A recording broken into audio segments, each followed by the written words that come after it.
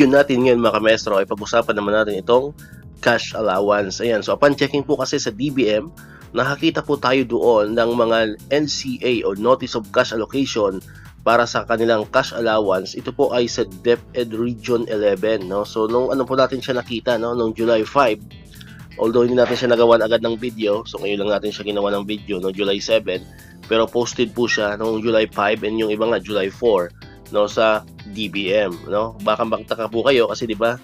According kasi sa memo natin sa joint circular ng DBM, ang releasing talaga dapat ng cash allowance is not earlier than the first day of school year. So sa panahon ngayon, dahil ang ating opening ng klase is sa July 29, so dapat ang ating cash allowance ay matatanggap natin sa July 29 mismo onwards. Ano po? Kasi hindi naman siya sinabing on or before July 29 or on or before the start of the school year. So ang nakalagay po is not earlier than the first day of the school year. So hindi natin ma-sure kung itong sa Region 11 ay papasok na agad yan next week or antayin pa yung July 29 based po doon sa memo. Ano po? Pero ito yon, no? Ito yung mga schools na nakita natin. Ayan. So hindi ko na isa-isa yan kasi medyo madami po yan. Ano po? So yan, yung mga school na yan ay nagmumula yan sa Region 11. Ayan. Division of Davao del Sur.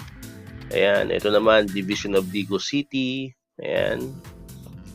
Ayan po yung mga schools, no, na mayroon ng cash allowance or NCA para sa kanilang cash allowance. Panabo City. Ayan.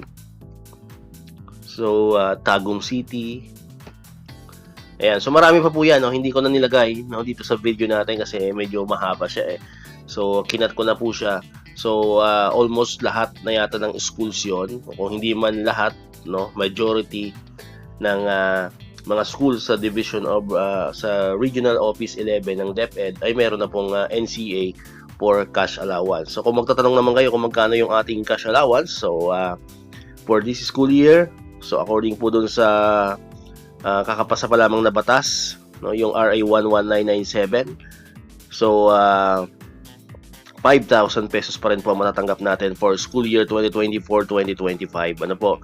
Then pagdating ng 2025, school year 2025-2026, dun po magsisimula yung 10,000 cash allowance natin, which is yung kakapasa pa lang at kakapirma pa lang ni Pangulong BBM nung nakaraang June 3. Ano po? So yung pinirmahan niya na yon na batas, yung 10,000 na cash allowance, ang effectivity po noon is sa school year 2025-2026 pa. So para ngayong taon, no, para lang linawin po natin, ang ating pong matatanggap is 5,000 pesos pa rin. Alright, so dito ko natatapusin itong ating video ngayon mga kamaestro. Kung hindi ka pa nakakapag-subscribe, subscribe ka na para ikaw yung unang makapanood ng mga videos na ina-upload natin katulad nito, yung mga updates about sa cash allowance and other bonuses ng mga teachers and other government employees. And syempre, click mo na rin ang notification bell button para updated ka, manonotify ka pag may mga bago tayong uploaded na videos.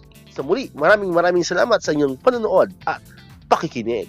Once again, El Maestro, see you on my next vlog. Bye-bye!